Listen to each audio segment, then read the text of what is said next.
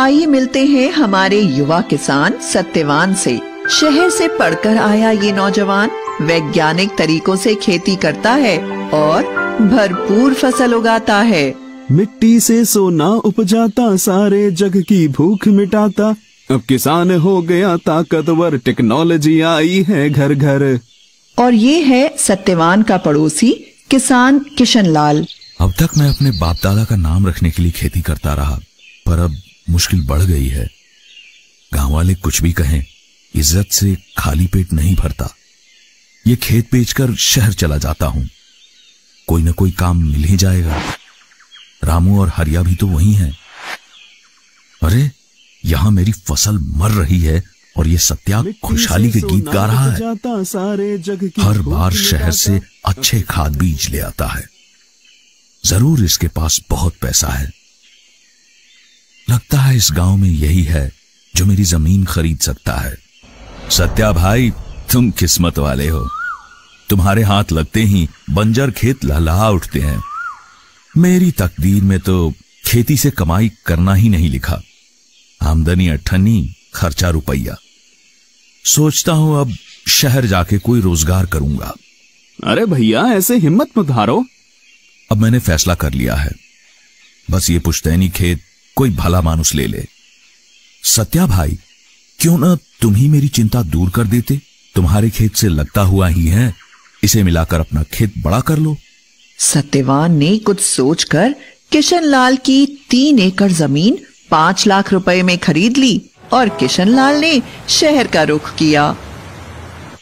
सत्यवान के खेत में सोयाबीन की भरपूर पैदावार हुई। इधर किशन लाल ने एक कारखाने में नौकरी करके अच्छे पैसे जमा कर लिए। जब वह गांव वापस आया तो देखता है कि उसके खेत का तो काया पलट हो गया। अरे ये तो चमत्कार हो गया। मेरी बंजर जमीन पे इतनी उपज कैसे? किशन लाल ने खेत बेच तो दिया था, पर उससे मोह नहीं छूटा था। फिर उसी खेत को ऐसी फसल उपजाते देख उसका मन बदल गया। फिर रात भर सोचता रहा कि कैसे भी हो सत्यवान से अपना खेत वापस लेगा और जम के खेती करेगा। आओ किशन भैया, सब कुशल मंगल। वैसे तो सब ठीक है, पर शहर की भागम भाग से परेशान हो गया हूं। सोचता हूं गांव ही में रहकर खेती करूं, वह भी तुम्हारे तरीकों से। ठीक सोचते हो भैया, अपनी जमीन से जुड़ के रहने की बात ही कुछ और है। मैं भी इसलिए शहर से लौट आया। सत्या भाई, मैं अपना खेत वापस लेना चाहता हूं, क्या कहते हो? भैया बुरा मत मानना, पर मैं इसे बेचना नहीं चाहता। इस खेत पे बहुत मेहनत की है मैंने और खर्च भी लगाया है। वो तो दिख ही रहा है। तुमने 5 लाख में लिया था, मुझसे 7 लाख ले लो। भैया आप जिद ही करते हो तो आज इसकी कीमत कम से कम 10 लाख होगी। तुमसे ऐसी उम्मीद नहीं थी सत्या। मेरा ही खेत मुझे दुगने दाम पर बेचना चाहते हो? वो भी सिर्फ आपके लिए, वरना मैं तो बेचना ही नहीं चाहता। ये तो सरासर बेईमानी है। मैं ये मामला पंचायत में ले जाऊंगा। जैसा आप ठीक समझो भैया। क्यों बेटा, तू किसना को उसका खेत काहे नहीं लौटा देता? दादा, मैंने इस सूखे खेत को सुधारने में बड़ी मेहनत और खर्च किया है। मैं तो बेचना नहीं चाहता था, पर किशन भैया अड़ ही रहे हैं, तो उचित कीमत तो लूंगा ना। लालच की हद होती है। 5 लाख की जमीन के 10 लाख मांग रहे हो। भैया जब जमीन आपके पास थी तो एकड़ की मुश्किल से 4 क्विंटल सोयाबीन होती थी, अब पूरे 9 क्विंटल उतरती है। भैया ऐसा भी हो सकता है? 9 क्विंटल ऐसा भी हो सकता है? अरे मुझे तो यकीन ही नहीं होता है। इतनी उपज तो हमने कभी ना देखी ना सुनी। ये तुमने कैसे किया? इसकी मदद से। फोन से? वो कैसे? मैंने इसमें एग्री सेंट्रल ऐप डाला। इस ऐप में बुआई से लेकर फसल बेचने तक हर कदम पर सच्ची और अच्छी जानकारी मिलती है। बस मैं एग्री सेंट्रल की सलाह अपनाता गया और पैदावार बढ़ती गई। सरपंच जी, मेरा फैसला। अरे तुम रुको भी। सत्या, ये तो पूरे गांव के लिए फायदे की चीज है, जरा खुल के बताओ। इस ऐप में है मेरे 6 सच्चे साथी। पहला है क्रॉप प्लान।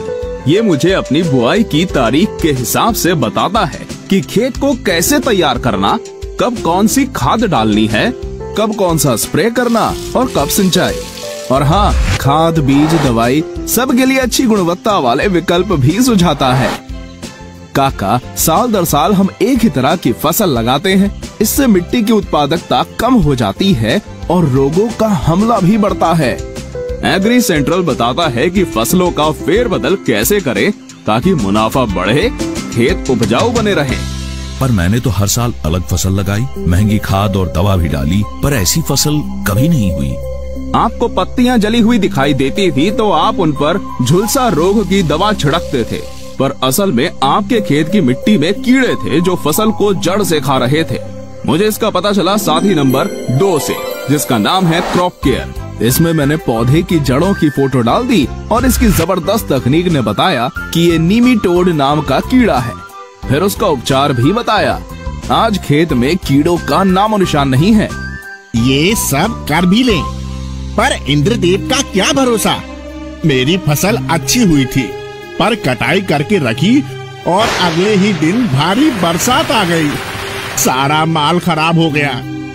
इसी मर्ज की दवा है मेरा साथी नंबर 3। इसको देख लेते तो तुम्हें अगले 15 दिन के मौसम का पूर्वानुमान मिल जाता और तुम अपनी फसल बचा लेते। अच्छा, अब मैं परिचय करवाता हूँ चौथे साथी मार्केट व्यू से। अच्छी पैदावार लेना ही काफी नहीं, उसको अच्छे भाव पर बेचना भी तो होगा।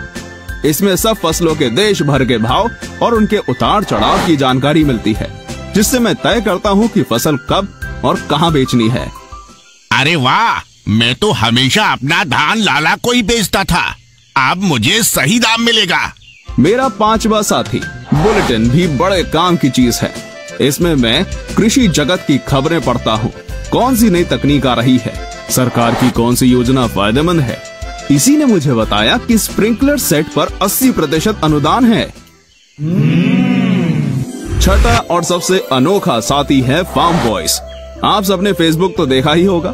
समझो ये किसानों का अपना फेसबुक है। इससे मैं दूर दराज के किसानों से जुड़ता हूँ, अपनी समस्याएं साझा करता हूँ और हो सके तो दूसरों का समाधान भी करता हूँ। एग्री सेंट्रल के वैज्ञानिक भी अपनी सलाह देते हैं। ये सब तो अंग्रेजी में होगा, वो हमें कहाँ आती है। नहीं जतिन दादा, ये ऐप हिंदी में भी है। आप अपनी भाषा में पढ़ सकते हो और लिख भी सकते हो। जब ये ऐप इतना सब कुछ देता है तो इसकी कुछ फीस भी तो होगी। नहीं रमेश, ये बिल्कुल मुफ्त है। लाओ, अभी तुम्हारे फोन में डाल देता हूँ। भाई, तुमने वाकई में कमाल कर दिया। ये खेत तुम ही रखो और दिन दूनी रात चौगनी तरक्की करो। तुमने मुझे एग्री सेंट्रल दे दिया, यही मेरे लिए काफी है।